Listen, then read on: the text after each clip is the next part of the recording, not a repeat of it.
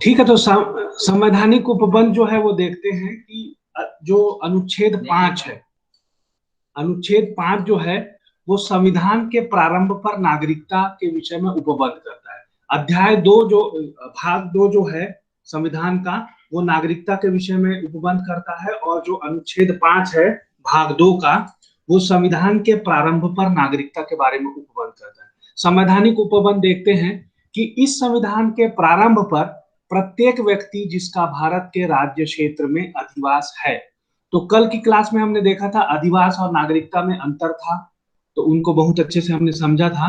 तो देखिए, इस संविधान के प्रारंभ पर प्रत्येक, तो जैसे ही ये भारत का संविधान लागू होता है, प्रारंभ होता है, तो प्रत्येक व्यक्ति जिसका भारत के राज्य क्षेत्र में अधिवास है, मतलब हर उस व्यक्ति का जो भारत के राज्य क्षेत्र में अधिवास करता है। राज्य क्षेत्र की जो परिभाषा है, भारत के राज्य क्षेत्र की जो परिभाषा है, उसमें हमने जो भाग 1 देखा था, तो उसमें डिस्कस किया था कि भारत का राज्य क्षेत्र और भारत का संघ जो है वो क्या होगा, ऐसे करके। तो क जो है, खंड क है, वो बोलता है कि जो भारत के राज्य क्षेत्र में जन्मा था, तो हर वो व्यक्ति जिसने भारत के राज्य क्षेत्र में जन्म लिया है, तो राज्य क्षेत्र के अंतर्गत क्या क्या आएंगे? भारत के राज्य हैं उनका राज्य क्षेत्र, संघ के राज्य क्षेत्र, और भारत जिनको अर्जित करे, या भारत देश जो है जिन क्षेत्रों का अर्जन करता है, तो वो भी राज्य क्षेत्र में आएंगे। तो वो ऐसे राज्य, भारत के राज्य क्षेत्र में अगर कोई भी व्यक्ति जन्मा है, तो ये प्रारंभ पर ध्यान रखिएगा ना, संविधान के प्रारंभ पर जिसका भी जन्म जो है वो अगर भारत में हुआ है, तो वह भारत का नागरिक होगा। खंड ख जो है ये उपबंध करता है कि जिसके माता या पिता में से कोई एक भारत के राज्य क्षेत्र में जन्मा था, तो ये दूसरा कंडीशन दिया हुआ है कि जिसके माता या पिता, तो माता भी हो सकती है या पिता भी हो सकता है, तो उसका अगर भारत के राज्य क्षेत्र में जन्म हुआ है। और खंड ग जो है वो बोलता है कि जो ऐसे प्रारंभ से ठीक पहले कम से कम 5 वर्ष तक भारत के राज्य क्षेत्र में मामूली तौर से निवासी रहा है, भारत का नागरिक होगा। तो अनुच्छेद 5 जो है वो संविधान के प्रारंभ पर 3 प्रकार से नागरिकता प्रदान करता है। पहला, जो व्यक्ति भारत के राज्य क्षेत्र में जन्मा था, जिसके माता या पिता में से कोई भारत के राज्य क्षेत्र में जन्मा था। और तीसरा जो प्रकार है वो ये बोलता है कि ऐसे प्रारंभ से ठीक पहले, किसके प्रारंभ से? संविधान के प्रारंभ से ठीक पहले कम से कम 5 वर्षों तक, तो यहाँ पे जो सीमा दी है वो है कम से कम 5 वर्षों तक भारत के राज्य क्षेत्र में मामूली तौर से निवासी रहा हो, तो वह भारत का नागरिक होगा। भारत है ना, संविधान के प्रारंभ पर उसको नागरिकता मिलेगी और वो भारत का नागरिक होगा। तो ये अनुच्छेद क्लियर हो गया? जी सर। जी सर। किसी को डाउट है? No sir. No sir. ठीक, नो सर। अब देखते हैं अनुच्छेद 6। अनुच्छेद 6 जो है वो ये उपबंध करता है कि पाकिस्तान से भारत को प्रव्रजन करने वाले कुछ व्यक्तियों के, नागरिकों के अधिकार। तो पाकिस्तान जो बंटवारे के समय जो पाकिस्तान बना, उसके राज्य क्षेत्र से अगर कोई व्यक्ति भारत में आता है, को प्रवर्जन करने वाले कुछ व्यक्तियों के नागरिकता के अधिकार के विषय में उपबंध करता है। तो अनुच्छेद 5 में किसी बात के होते हुए भी, तो वो जो कंडीशंस आपको दी हुई हैं उनके होने के बावजूद भी, अगर कोई व्यक्ति जिसने ऐसे राज्य क्षेत्र से जो इस समय पाकिस्तान के अंतर्गत आता है, भारत के राज्य क्षेत्र को प्रवर्जन किया है, अगर वो पाकिस्तान से भारत आता है, तो इस संविधान के प्रारंभ पर भारत का नागरिक समझा जाएगा। तो जैसे ही प्रारंभ होता है और कोई पाकिस्तान का नागरिक जो है वो भारत आता है, तो उसको भी भारत का नागरिक समझा जाएगा। सर प्रव्रजन का मतलब? प्रवर्जन का मतलब ये है कि हाँ, माइग्रेशन करना, जैसे वो माइग्रेट करके आता है ना, एक स्थान से दूसरे स्थान पर रहने के लिए आना, निवास करने के लिए आना, निवास करने के उद्देश्य से आना, ठीक है, मतलब उस जगह को छोड़ के दूसरी जगह को जाना, तो वो प्रवर्जन कहलाता है, माइग्रेशन, ठीक है। प्रवासी टाइप का सर? हाँ, वही होता है, वही। ठीक। अब देखो कि यदि वह अथवा उसके, अब यहाँ पे कंडीशन है, ये जो प्रवर्जन है उसमें नागरिकता कैसे मिलेगा, है ना। तो ये बोलता है कि क जो खंड क है वो ये बोलता है कि वह अथवा उसके माता या पिता में से कोई, अथवा उसके पितामह या पितामही या मातामह या मातामही से, तो वह व्यक्ति उसके माता पिता या उसके दादा दादी या उसके नाना नानी में से कोई भी व्यक्ति मूल रूप में, है ना, यथा अधिनियमित भारत शासन अधिनियम में परिभाषित भारत में जन्मा हो। तो भारत शासन अधिनियम 1935 में जो भारत की परिभाषा दी गई थी, तो उस भारत में अगर वो उसके माता पिता, उसके दादा दादी या नाना नानी अगर जन्मे थे, तो, और वैसा व्यक्ति जो पाकिस्तान से भारत को प्रवर्जन करता है, तो ऐसा व्यक्ति जो है वो समझा जाएगा। देखो, पाकिस्तान से प्रवास पर नागरिकता को ये अनुच्छेद 6 में बताया गया है कि ऐसे व्यक्ति की नागरिकता जो 19 जुलाई 1948 से पूर्व भारत में आ गए थे, तथा ऐसे व्यक्तियों की नागरिकता जो 19 जुलाई 1948 के पश्चात भारत में आए, तो इनके बारे में उपबंध करता है। ठीक है। तो ये पहला तो जो, थोड़ा आगे कीजिए। हाँ, खंड क जो है वो क्लियर हो गया। अब देखते हैं खंड ख।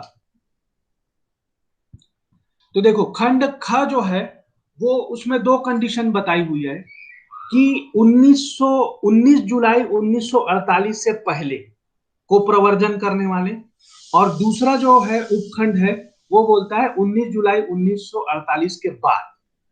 तो खंड उपखंड जो क एक है उसको देखें, जबकि वह व्यक्ति ऐसा है जिसने 19 जुलाई 1948 से पहले, तो तारीख को याद रखेंगे, 19 जुलाई 1948 से पहले इस प्रकार प्रवर्जन किया है, तब यदि वह अपने प्रवर्जन की तारीख से भारत के राज्य क्षेत्र में मामूली तौर से निवास कर रहा है, तो मामूली तौर पे वो भारत में रह रहा है।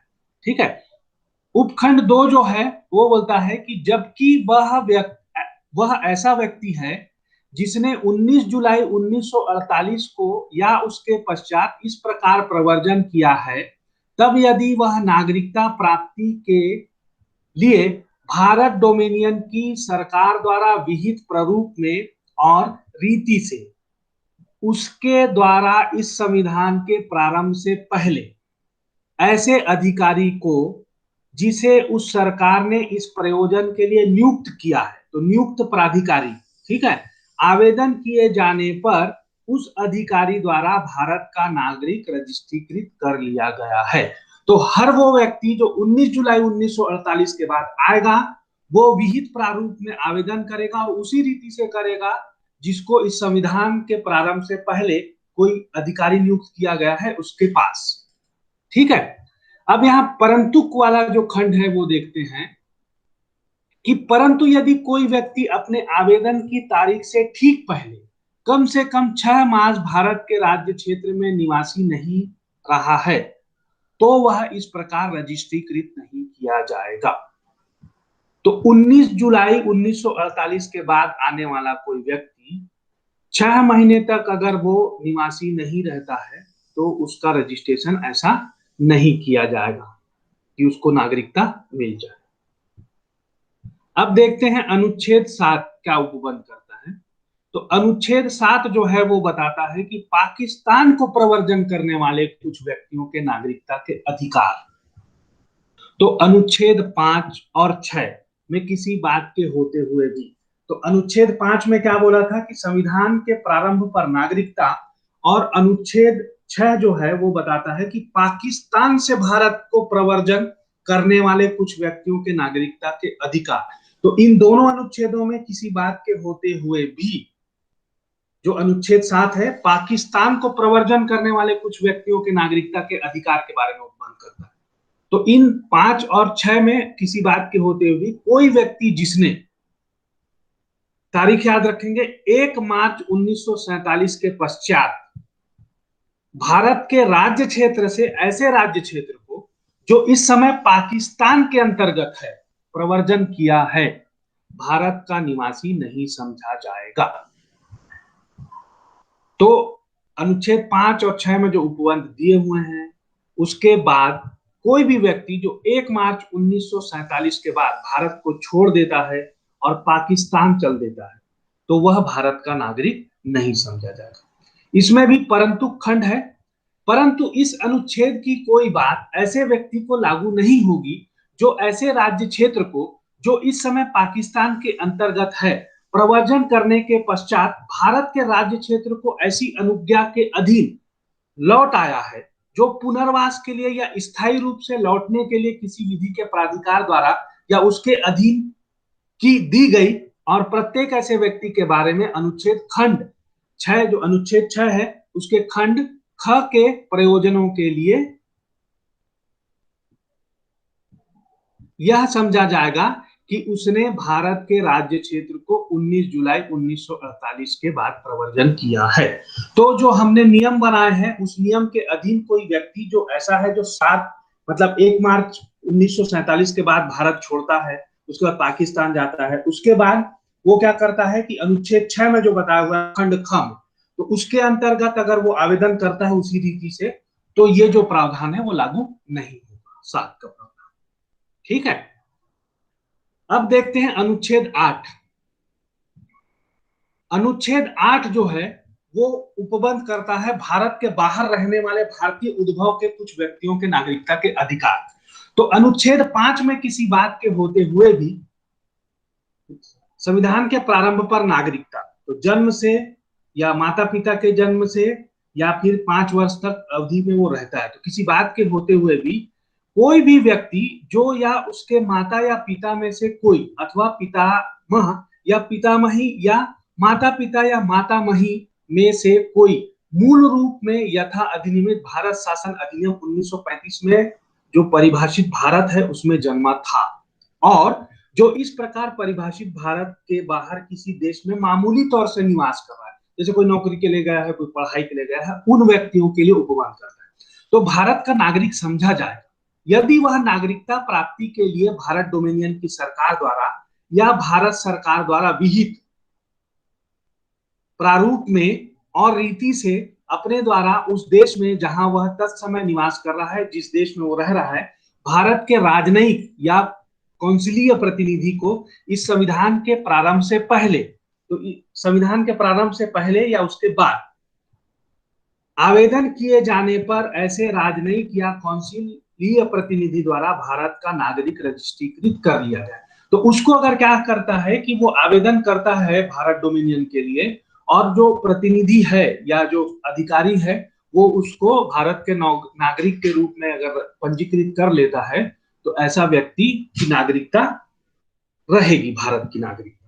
तो यहाँ पे जरूरी क्या है कि या तो वो जन्मा हो या उसके माता पिता या उसके दादा दादी या उसके नाना नानी भारत शासन अधिनियम में जो भारत शब्द परिभाषित था, क्योंकि भारत उस समय पाकिस्तान को भी इंक्लूड करता था, लेकिन भारत का संविधान जब लागू हुआ, जब हमको आजादी मिली, तो पाकिस्तान अलग हो गया और भारत की परिभाषा हमारे लिए अलग हो गई।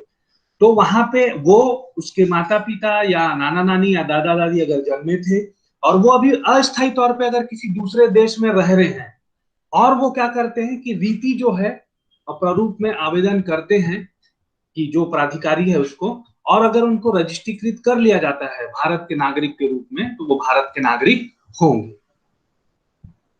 यहाँ पे ये जरूरी है कि वो जिस देश में रह रहा है वहां पे अस्थायी तौर पे निवासी होगा। ठीक है, इसके आगे का उपबंध दिया हुआ है कि जब अगर बच जाता है, देखो यहाँ पे जो चीज नहीं पाई जाएगी वो क्या है कि स्थायी तौर पे निवासी और अस्थायी तौर पे निवासी वाली बात है। तो जो धारा 8 है वो अस्थायी तौर पे निवासी के बारे में उपबंध करता है। अब देखिए कि विदेशी राज्य की नागरिकता, जो अनुच्छेद 9 है वो बोलता है कि विदेशी राज्य की नागरिकता स्वेच्छा से अर्जित करने वाले व्यक्तियों का नागरिक ना होना। तो यहाँ पे जो अंतर है वो क्या है कि यहाँ पे स्थायी तौर पे आप निवासी अगर हो जाते हो किसी देश के, तो क्या उपबंध है। तो यदि किसी व्यक्ति ने किसी विदेशी राज्य की नागरिकता स्वेच्छा से अर्जित कर ली है, स्वेच्छा से मतलब अपनी इच्छा से, तो वह अनुच्छेद 5 के आधार पर भारत का नागरिक नहीं होगा। तो ये उपबंध स्पष्ट है कि कोई भी व्यक्ति दोहरी नागरिकता नहीं रख सकता है, मतलब 2 देशों की नागरिकता नहीं रख सकता। तो अगर आप दूसरे देश की नागरिकता लेते हो तो भारत की नागरिकता स्वयं खत्म हो जाएगी। तो वह अनुच्छेद 5 के आधार पर भारत का नागरिक नहीं होगा, अथवा अनुच्छेद 6 या अनुच्छेद 8 के आधार पर भारत का नागरिक नहीं समझा जाएगा। तो ये क्लियर है कि अगर कोई भी व्यक्ति पाकिस्तान की, नेपाल की, श्रीलंका की, आप किसी भी अन्य देश की नागरिकता अगर लेते हो तो आप भारत के नागरिक नहीं समझे जाओ। उसके बाद अगली धारा जो है, सॉरी, अगला अनुच्छेद जो है, अनुच्छेद 10, ये बोलता है कि नागरिकता के अधिकारों का बना रहना। तो प्रत्येक व्यक्ति जो इस भाग के पूर्वगामी उपबंधों में से किसी के अधीन भारत का नागरिक है, यह समझा जाता है। पूर्वगामी उपबंध मतलब अनुच्छेद 5 से लेकर 9 तक में अगर वो नागरिक समझा जाता है, तो ऐसी विधि के उपबंधों के अधीन रहते हुए जो संसद द्वारा बनाई जाए, भारत का नागरिक बना रहेगा। तो संसद जो है वो कोई अगर नियम बनाती है, जैसे भारतीय नागरिकता अधिनियम जो बनाई 1955 में, तो उसके अंतर्गत इन सभी प्रावधानों में अगर आपको नागरिक समझा जाता है तो आप उस अधिनियम में भी स्वमेव आप भारत के नागरिक हो। ये उपबंध करता है अनुच्छेद 10। अब अंतिम अनुच्छेद जो है इस अध्याय में, इस भाग में, भाग 2 में, वो है 11, जो बताता है कि संसद द्वारा नागरिकता के अधिकार का विधि द्वारा विनियमन किया जाना। तो यहाँ अनुच्छेद 11 जो है वो संसद को शक्ति प्रदान करता है कि वो नागरिकता से संबंधित विधि का विनियमन करे। इस भाग में पूर्वगामी उपबंधों में कोई बात नागरिकता के अर्जन, नागरिकता प्राप्त करने का, और समाप्ति के, मतलब आपकी नागरिकता कैसे समाप्त हो जाए। ठीक है, जैसे आप देखोगे कि जो 9 है वो समाप्ति की बात करता है कि अगर आपने दूसरे देश की नागरिकता ले ली है तो समाप्त हो जाएगी भारत की नागरिकता। फिर 5, 6, 7, 8 जो है वो बताता है कि अर्जन कैसे होगा या आपको प्राप्त कैसे होगी नागरिकता। तो ये दोनों चीजों के लिए बताया है कि पूर्वगामी उपबंधों में कोई बात नागरिकता के अर्जन और समाप्ति के तथा नागरिकता से संबंधित अन्य सभी विषयों के संबंध में उपबंध करने की संसद की शक्ति का अल्पीकरण नहीं करेगी। मतलब संसद अगर चाहे तो ऐसी विधि बना सकती है जो नागरिकता के अर्जन या समाप्ति के बारे में विशेष उपबंध करे, विषयों से संबंधित जितने भी उपबंध है वो करे। तो ये था आपका अनुच्छेद 11। अनुच्छेद 5 से लेके अनुच्छेद 11 तक के उपबंध भाग 2 में बताए गए हैं, जिसमें नागरिकता के विषय में बताया गया है। तो दिलीप सर,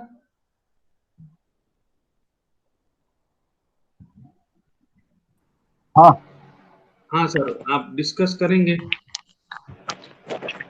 हाँ नागरिकता, एक मिनट सर,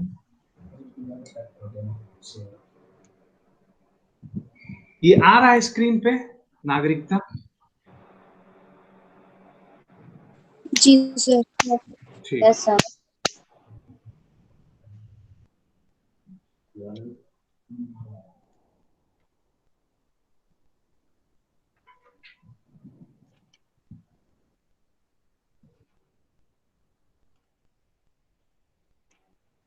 हाँ दिलीप सर। हाँ सर।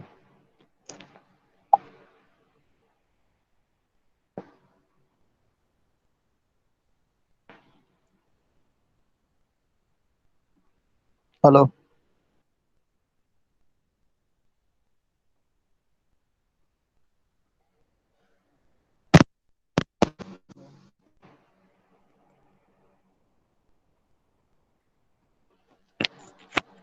हेलो।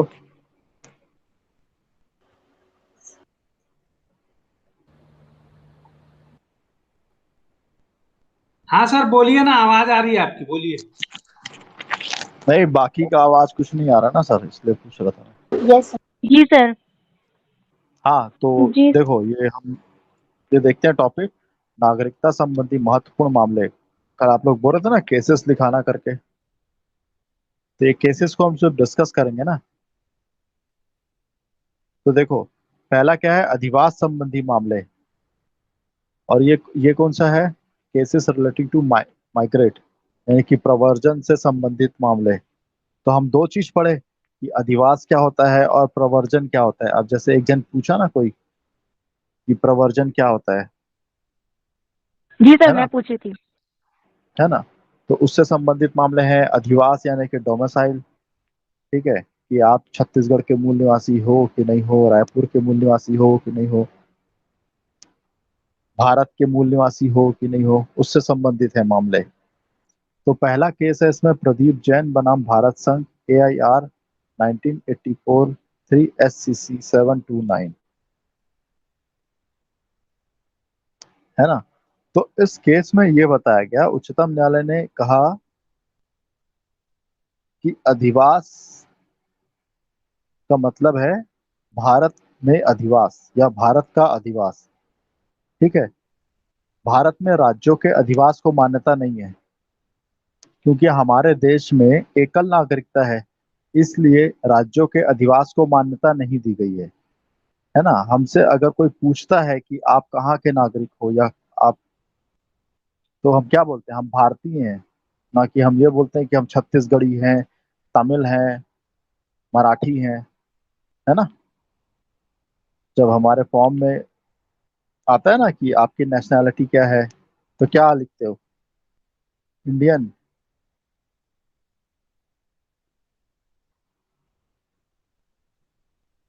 Yes sir. है ना। तो Okay. जब कोई व्यक्ति जो एक राज्य का स्थायी निवासी है दूसरे राज्य में स्थायी तौर से या अस्थायी तौर से निवास के आशय से जाता है, तो उसका जो डोमिसाइल है वो नहीं बदलता, है ना, और वो नया डोमिसाइल अर्जित नहीं करता। इस केस में ये बताया गया, क्या बताया गया, कि जब कोई व्यक्ति एक राज्य सर का डोमिसाइल को हिंदी में क्या बोलेंगे? अधिवास, मूल निवासी, मूल निवासी बोलते हैं जनरल भाषा में।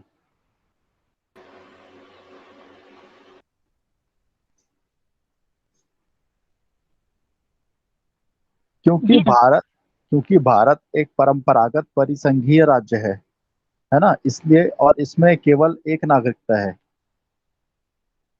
और वो कौन सी नागरिकता है, भारत की नागरिकता। तो प्रदीप जैन के केस में ये बताया अधिवास क्या है करके। अब दूसरा केस है central bank of India limited बनाम राम नारायण। तो इस केस में अधिवास शब्द का परिभाषा बताया गया,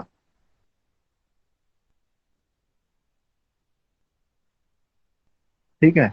इस केस में अधिवास शब्द की परिभाषा बताई गई और यह कहा गया कि वह स्थान किसी व्यक्ति का अधिवास स्थान कहलाता है जहां वह स्थायी रूप से निवास कर रहा हो और वर्तमान समय में उसे छोड़ने का कोई इरादा ना हो। तो इस केस में क्या बताया गया, तो स्थायी सर रूप से अधिवास निवास का करना। अधिवास शब्द की परिभाषा, और इसकी परिभाषा हाँ, क्या बताई उच्चतम न्यायालय ने, कि वह स्थान जो स्थायी किसी रूप से व्यक्ति, कहीं भी मतलब निवास नहीं, करना। वह स्थान किसी व्यक्ति का अधिवास स्थान कहलाता है जहां वह स्थायी रूप से निवास कर रहा हो निवास और और वर्तमान वर्तमान समय में उसे छोड़ने का कोई इरादा ना हो, ना हो। ठीक है। जी सर। फिर तीसरे तीसरे केस में आते हैं माइकल बनाम स्टेट ऑफ बॉम्बे,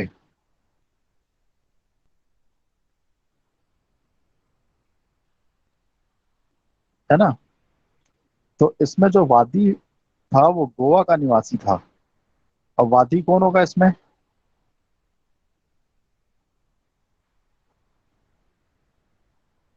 बताओ, माइकल बनाम स्टेट ऑफ बॉम्बे में वादी कौन होगा, माइकल। माइकल, ठीक है। तो माइकल कहाँ का निवासी था, गोवा का निवासी था। उसका जन्म भी कहाँ हुआ, गोवा में। उसके माता पिता भी गोवा के निवासी थे। वो बचपन से बॉम्बे आ गया, यहीं रहा, और शिक्षा प्राप्त की, अपने पिता का व्यवसाय भी चलाता रहा, ठीक है। तो न्यायालय ने निर्णय दिया कि वह अधिवास द्वारा भारत का नागरिक बन गया है। क्यों, क्योंकि ना तो अब उसका आशय बॉम्बे को छोड़ने का है, और वो क्या है, स्थायी रूप से वहीं निवास कर रहा है। जब गोवा भारत में शामिल नहीं हुआ था तब की बात कर रहे हैं, है ना।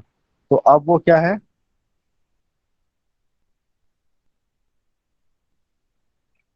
सर भारत का नागरिक। बन सकता है ना। जी सर। अब देखो, जो डोमिसाइल होता है ना, वो दो प्रकार का होता है। कितने प्रकार का? सर 2 प्रकार का। एक मूल अधिवास और एक अर्जित अधिवास। ठीक है। जो मूल अधिवास होता है वो पैदा होने पर मिलता है, कि हम जहां पर पैदा हुए हैं तो वो हमारा मूल अधिवास है। कि जैसे मैं रायपुर में पैदा हुआ हूं तो मैं रायपुर का मूल निवासी हूँ, है ना। ठीक है। किसी व्यक्ति जी के सर। जन्म के समय यदि माता पिता किसी दूसरे देश में रहते हैं तो वही देश उसका भी अधिवास होगा। मतलब समझे? यानी कि अगर कोई माता पिता कहीं गए और बच्चे का जन्म वहीं उसी जगह में हुआ तो उसका डोमिसाइल क्या होगा? सर वही जगह जहाँ वो जिस पैदा। जगह में पैदा हुए वही। तो वही होगा। मूल अधिवास विधि द्वारा प्रदत्त अधिकार होता है। कौन सा अधिकार होता है? कैसा होता है अधिकार? विधि द्वारा। ठीक है।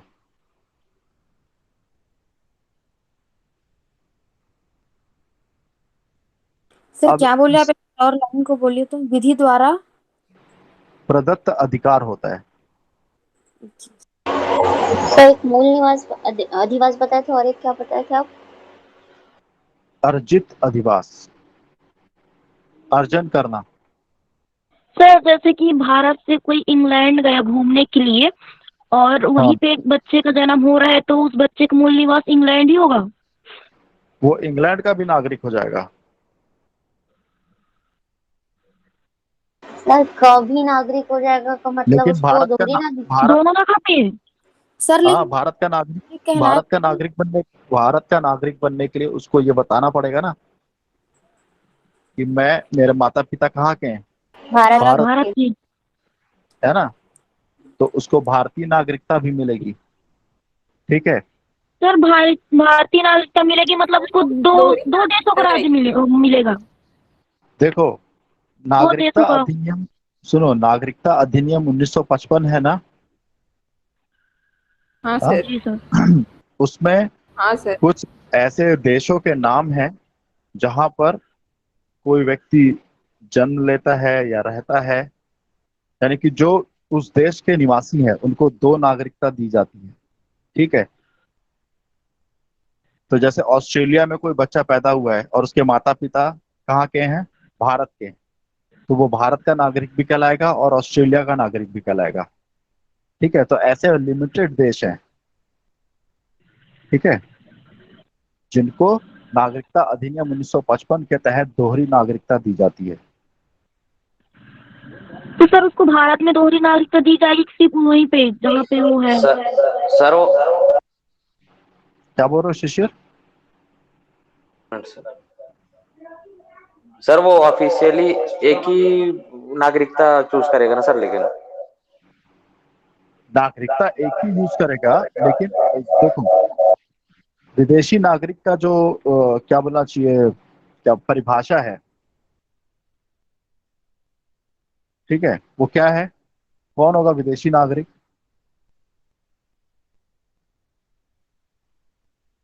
सर जो विदेश में रहता हो, जो विदेश का हो। देखो, वही तो बता रहा हूँ, जो नागरिकता हमारे अधिनियम। से हो। देखो, नागरिकता, सुन लो पहली बात। नागरिकता अधिनियम 1955 में विदेशी नागरिक को डिफाइन किया है। ठीक है। नागरिकता अधिनियम 1955 की धारा 2 में एक नया खंड जोड़े हैं, जो नागरिकता संशोधन अधिनियम 2003 के द्वारा जोड़ा गया है। ठीक है। तो एक नया खंड यानी कि एक नया क्लॉज जोड़ा गया है, ई, जो यह कहता है कि विदेशी नागरिक वो होंगे जो जो जन्म से भारतीय नागरिक हो और स्पेसिफिक कंट्रीज में रहते हैं। कहाँ रहते हैं? स्पेसिफिक। तो वो स्पेसिफिक कंट्री कौन कौन सी है? ऑस्ट्रेलिया है, कनाडा है, फिनलैंड है, फ्रांस है, Greenland, Ireland, Israel, Italy, Netherland, New Zealand, पुर्तगाल, साइप्रस, स्वीडन, स्विट्जरलैंड, यूके और अमेरिका। ठीक है, तो इन्हीं देशों के लोगों को दोहरी नागरिकता दी जाएगी विदेशी नागरिक के तौर पे। ये भारत के नागरिक भी होंगे और अपने देश के भी नागरिक होंगे। लेकिन शायद अभी क्लॉज कुछ बदल गया होगा, 2000 जो अभी आया है जो नया, है ना, तो उसके बारे में मैं अभी नहीं बता सकता, उसके बारे में हम कल चर्चा करेंगे।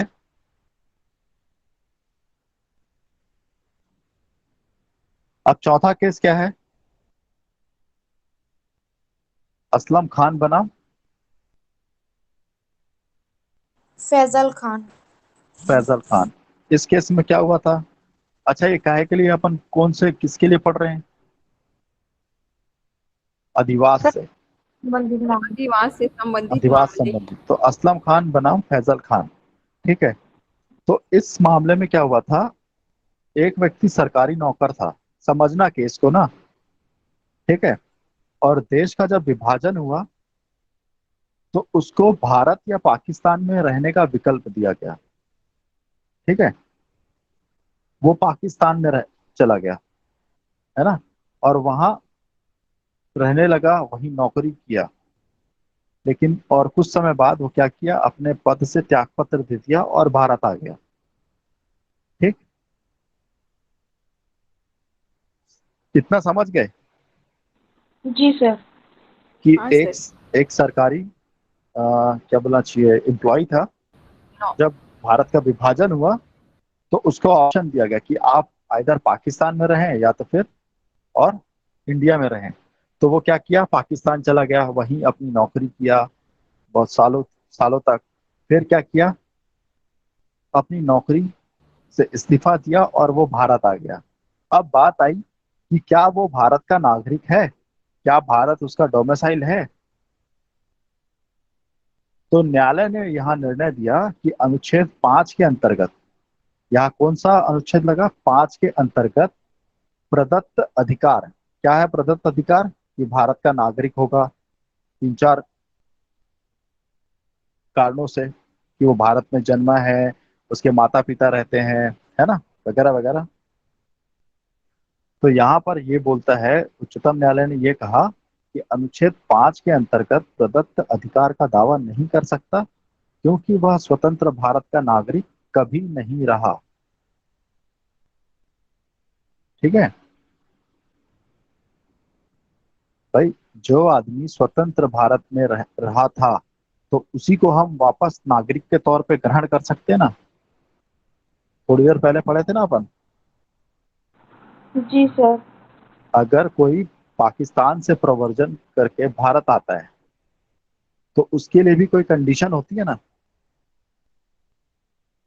हाँ सर। तो यहाँ पर वो कोई जी सर। कंडीशन फॉलो नहीं कर रहा है और उसका कोई एक ऐसा कारण नहीं है कि वो भारत में रहना चाहता है ना।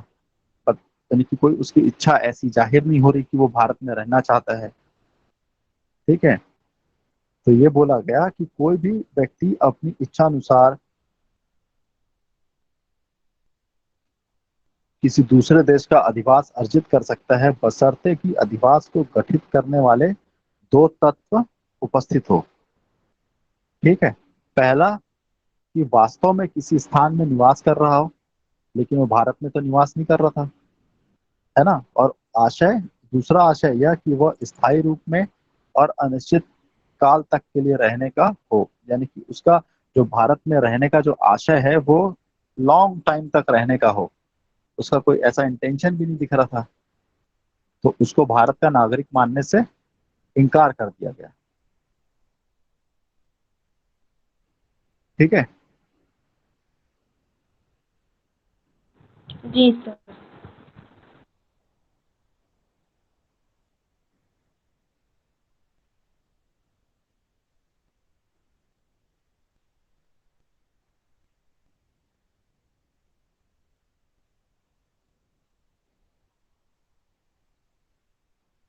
सर नेक्स्ट स्लाइड करो तो।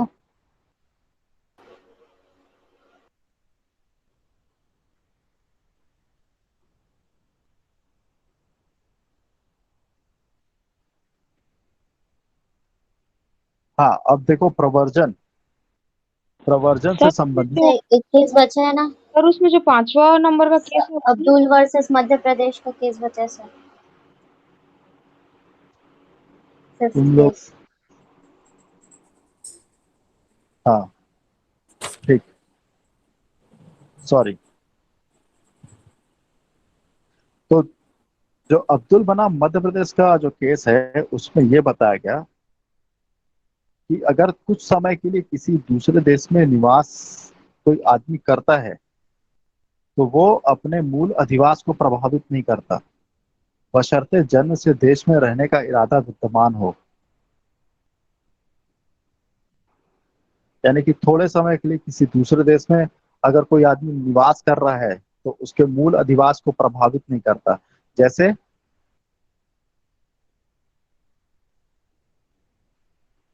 कोई आदमी है, वो कहाँ रह रहा है, हिंदुस्तान में जन्मा है ना, और कुछ समय के लिए कहाँ चला गया, पाकिस्तान चला गया, वापस आया, तो उसको ये नहीं बोला जा सकता कि वो अब भारत का नागरिक नहीं है। तो उसको वही बोल रहा है, मूल अधिवास को प्रभावित नहीं करता। ठीक है, अब आए प्रवर्जन से संबंधित मामले। सर एक बार फिर से बताइए, जब भी बताए मैं समझ नहीं पाई, कैसे प्रभावित नहीं करता? कैसे? अरे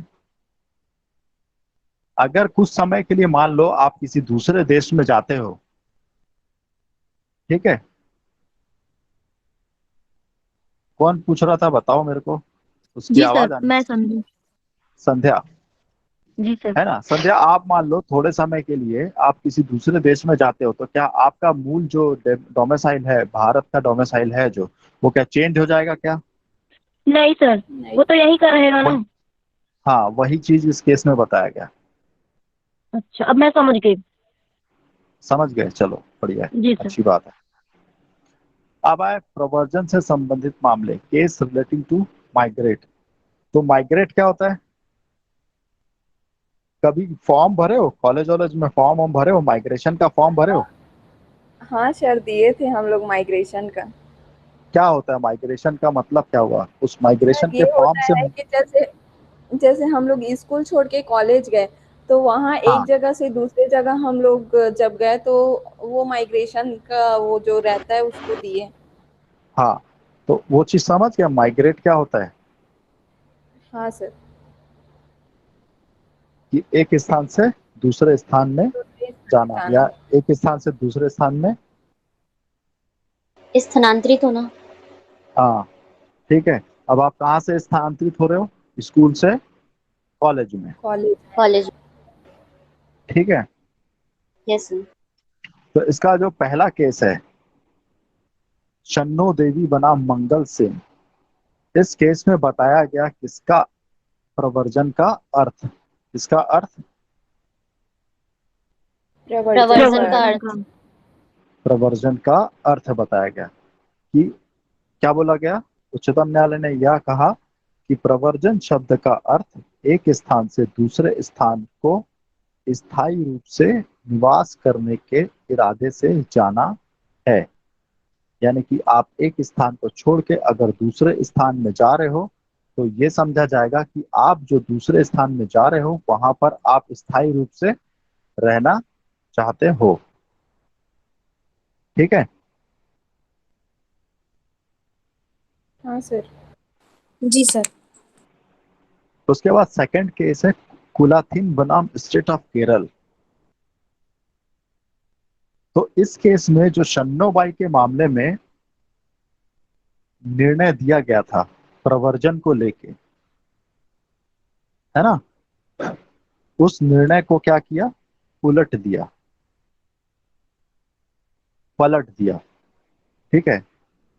मान लो यहाँ इस शन्नो देवी के केस में क्या हुआ, प्रवर्जन का अर्थ बताया था कि एक स्थान से दूसरे स्थान में स्थायी रूप से जाना, या स्थायी रूप से निवास करने के लिए जाना, या स्थायी रूप से निवास करने के इरादे से जाना, है ना। तो इस चीज को क्या कर दिया, पलट दिया, और क्या कहा कि अनुच्छेद 6 और 7 में प्रयुक्त प्रवर्जन शब्द का अर्थ संविधान निर्माण के समय, किसके निर्माण के समय, संविधान निर्माण संविधान के समय। निर्माण। है ना, वर्तमान राजनीतिक परिस्थितियों एवं उद्देश्यों के संदर्भ में लगाया जाना चाहिए। मतलब संविधान निर्माण का समय क्या था? भारत का विभाजन का समय चल रहा था, है ना? तो उसी चीज को बोल रहा है कि उसी के परिप्रेक्ष्य में प्रवर्जन शब्द का क्या करना चाहिए? अर्थ लगाना चाहिए। नहीं समझ आ नहीं समझ में आया? No sir. रहा। यस सर, उस केस और में ये क्या भी हुआ ये समझ समझ नहीं नहीं आया। इसके निर्माण है, संविधान नहीं, कैसे। अच्छा सुनो, जब भारत और पाकिस्तान का बंटवारा हो रहा था हम्म। तो उस समय की परिस्थितियां बहुत अलग थी, मानते हो? Yes sir. हाँ सर। है ना? तो उस समय जो प्रवर्जन हुआ भारत से पाकिस्तान या पाकिस्तान से भारत, हुआ ना प्रवर्जन?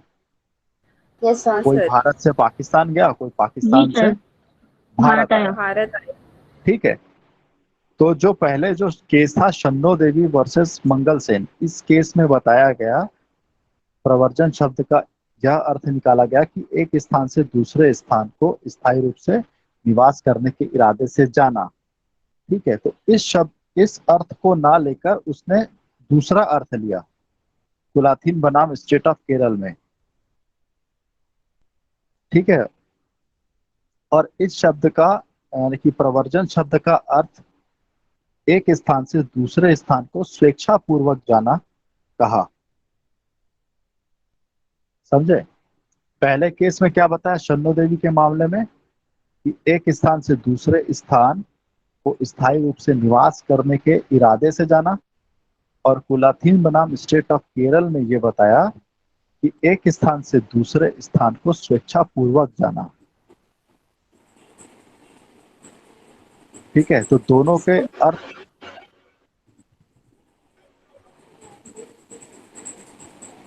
जी सर, आ गया समझ में।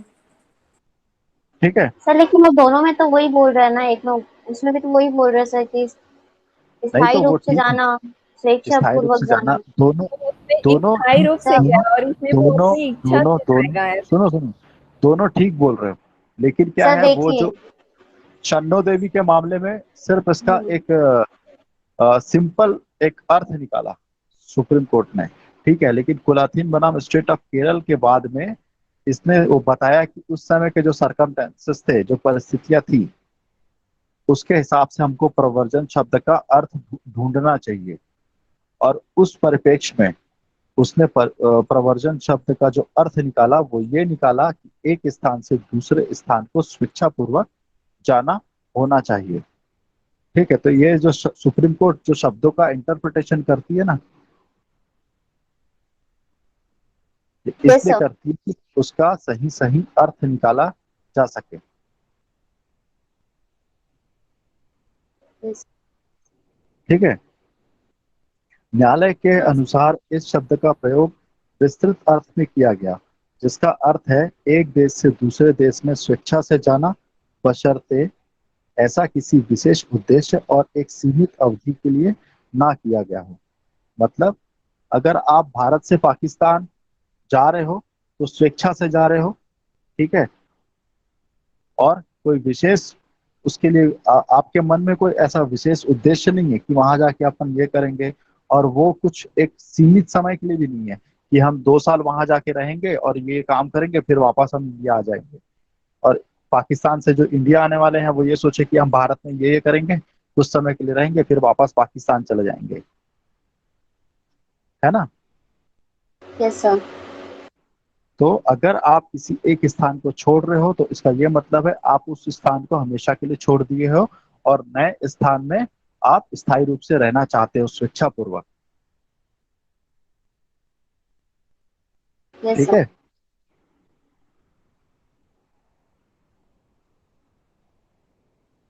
फिर उसके बाद जो है निसार बनाम भारत संघ, इस केस में यह बताया गया कि नागरिकता तभी समाप्त होती है जब प्रवर्जन स्वेच्छा से हो।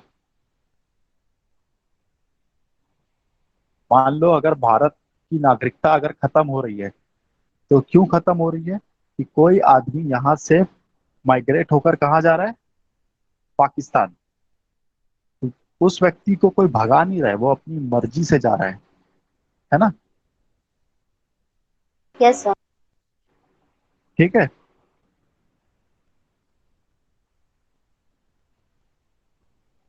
सर और जाने के बाद वो फिर से यहाँ पे आके निवास करना चाहे तो फिर उसमें कंडीशन कैसे होगा? कौन सा? यही जो आप तीसरा वाला बताए ना, तो इच्छा से जाएगा तो यहाँ का उसका मूल वो नागरिकता खत्म हो जाएगा वाला प्रावधान। तो अगर जैसे जाके फिर आना चाहे भारत में तो नहीं आ नहीं सकता नहीं है क्या वो? नहीं नहीं नहीं नहीं, फिर ऐसा थोड़ी होगा। तो ये तो तमाशा थोड़ी है यहाँ पर कि आप एक बार सर यहाँ की नागरिकता वो नहीं। शॉर्ट टाइम के लिए तो आ सकता है ना, अगर वो उसको कुछ काम होगा तो, शॉर्ट लेकिन वो बस में नहीं आ सकता। हाँ, शॉर्ट टाइम के लिए आ सकता है। जी ठीक सर। है। अगर उसको वाकई में नागरिकता चाहिए तो उसको यहाँ पर कुछ समय यहाँ पे रहना पड़ेगा, उसको बताना पड़ेगा कि मैं भारत सरकार के जितने नियम कायदे हैं सबका पालन करूंगा। हाँ हाँ, बोलिए सर। ये टॉपिक कंप्लीट हो गया क्या सर? नहीं सर, बस ये 2 केस बचा हुआ है। ठीक, ठीक है, चलने दो। है ना। ठीक है, फिर चौथा है जो अताउर रहमान बनाम मध्य प्रदेश राज्य। इस केस में ये बताया गया कि अगर कोई व्यापार के सिलसिले में किसी या किसी कारण से दूसरे देश में अस्थायी रूप से जाता है तो उसको प्रव्रजन नहीं माना जाएगा। ठीक है। हाँ सर सर, एक बार क्योंकि तो और अस्थायी रूप से जा रहा है। हाँ, तो ठीक है। तो इस केस में क्या बताया गया, अगर कोई व्यक्ति अस्थायी रूप से किसी व्यापार के सिलसिले में अगर किसी दूसरे देश में जाता है तो इसका मतलब ये नहीं माना जाएगा कि उसने अपना माइग्रेशन करा लिया या प्रवर्जन प्रवर्जन हो गया उसका दूसरे देश में। ठीक है। सर वो कितने भी ईयर के लिए जा सकता है ना, व्यापार या फिर किसी अन्य रीजन से? एक लिमिट समय होता है, वीजा मिलता जैसे है कि ना। अगर वो 20-30 साल बस गया है वहां, तो व्यापार कर रहा है, फिर 20-30 साल वहां पे किसी कंपनी में नौकरी कर रहा है, और उसके मम्मी पापा अगर इंडिया में हो तो फिर क्या कैसे होगा मतलब?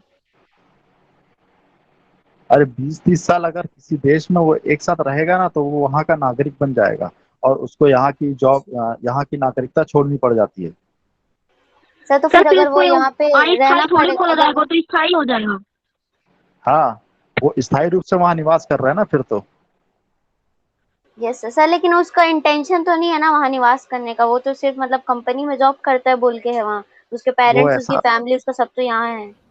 तो उसको ना यहाँ पे जो क्या बोलना चाहिए, विदेश मंत्रालय होता है ना, वहां से परमिशन लेनी पड़ती है उसको वहां पे रहने के लिए। और जिस देश में रह रहा है ना तो वहां पे भी उसको परमिशन लेनी पड़ती है। ठीक है। Yes sir. अब पांचवा केस कौन सा है? सर बिहार राज्य बनाम अमर सिंह AIR अमर सिंह हाँ, 1953 ठीक है। तो देखो इस केस में क्या हुआ था, एक महिला थी जिसका जन्म कहाँ हुआ था, भारत में हुआ था। ठीक है, वो भारतीय नागरिक थी, भारत की अधिवासी थी, यानी कि भारत की डोमिसाइल भी थी और शादीशुदा थी। ठीक है। सन 1948 में वो कहाँ चली गई, पाकिस्तान। ठीक है। और दिसंबर 1949 में वो एक अस्थायी परमिट पर भारत आई और फिर अप्रैल 1949 में वापस चली गई। ठीक है। फिर 14 मई 1950 को वो फिर एक अस्थायी लाइसेंस ली और पाकिस्तान से भारत आ गई। है ना। तो ऐसा वो कई बार की कि पाकिस्तान से ऐसी फर्जी लाइसेंस लेके भारत आती थी और फिर वापस पाकिस्तान चली जाती थी, फिर पाकिस्तान से भारत आती थी। तो उसमें उसने, जब वो भारत की नागरिकता के बारे में बात आई ना उस महिला के लिए, तो अभी आप लोग पढ़े होंगे एक डेट, 19 जुलाई 1948, पढ़े हो? जी सर। जी यस सर। सर। है ना। एक परमिट था कि इस दिन के पहले आप पाकिस्तान से आ सकते हो या पाकिस्तान जा सकते हो। तो वो क्या कि पाकिस्तान चली गई। ठीक है, भारत से पाकिस्तान चली गई। तो ये माना जाएगा कि वो भारत का डोमिसाइल छोड़ के पाकिस्तान गई,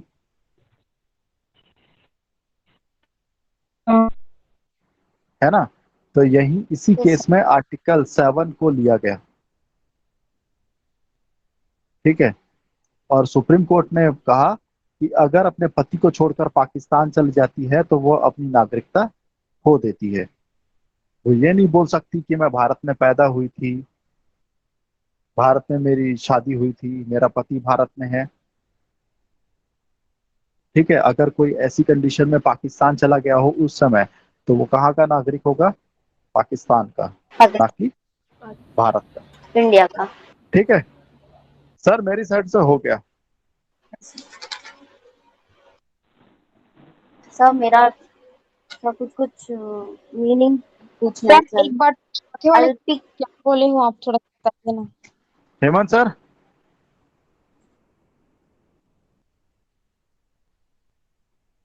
सर